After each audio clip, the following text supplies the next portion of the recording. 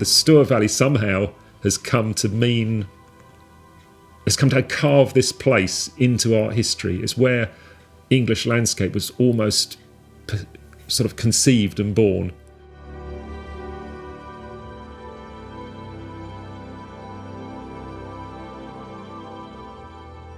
Well, East Anglian skies it's a cliche thing to say, but it is important. The light is so clear and different, and it doesn't rain that much, so you can get out and do stuff. And the light. I mean, look at it. The light, the clouds, Constable's clouds. I mean, it's not the same as your Mediterranean light, for example. It's quite cold in a way, but there it is. You've always got a huge dome of sky over you. There's something about, the sky over that particular lay of the valley, if that's what you say, the lie of the land in that valley, and the grandeur of it. Wherever you look, there's something really beautiful to look at, and who can't be inspired by that? When you're a walker, you enjoy all of it. Can't think of specific places which have blown my mind, because it all does, really. I would say come back and back. Come to different places. It's a long river, the Stour. Penny from North House said a wonderful thing. She said, you have to get to know the Stour from beginning to end, It's a marvellous thing. As a child, I didn't understand why this leafy, tiny little brook turned into this great river that we've got here. Only walking it did I understand it. Or you can do bits by car and pop down, you can do that. So there are lots of little places further up, and all the way down, Clare, Cavendish, everywhere you can see the river, all of it. It's wonderful. Well, it's a wonderful space, isn't there? That whole Flatford, Dedham, East Burgold, that whole Constable country is in it.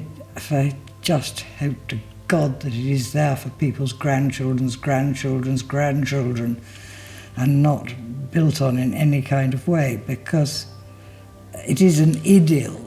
This sounds very cliche, but I say that just that walking around the corner of Flatford Millers, seeing Willie Lott's house, because it is, like I say, it's like walking into art history. Well, obviously I'd love them to come to Christchurch Mansion, that goes without saying, and it's a free venue to come and see the art. Just enjoy walking in the landscape. I think that's the best way to be able to kind of engage with it and get to know it. And of course, have tea and cake. It's the inevitable.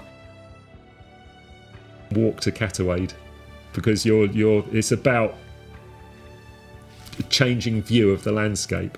And you can walk under the rail bridge. There's the main railway line which goes up to Norwich, between London and Norwich. You walk under that, and all that activity, like the factory buildings and the railway, things like that, is part of the 21st century landscape. Trees sort of people the land, they're like people sort of moving through that magical landscape. I think it's very it's inspiring.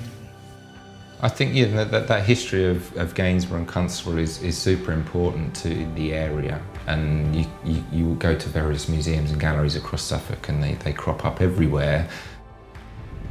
The first time we came, we were driving along, and there was a point in the road where it was going up and down, and then I caught a glimpse of the Stour and her blueness, and I thought, well, now that is magic, that is special. I think it's just a beautiful place, and the big skies, they always say the big skies of Suffolk, don't they? Wherever you look, there's something really beautiful to look at, and who can't be inspired by that?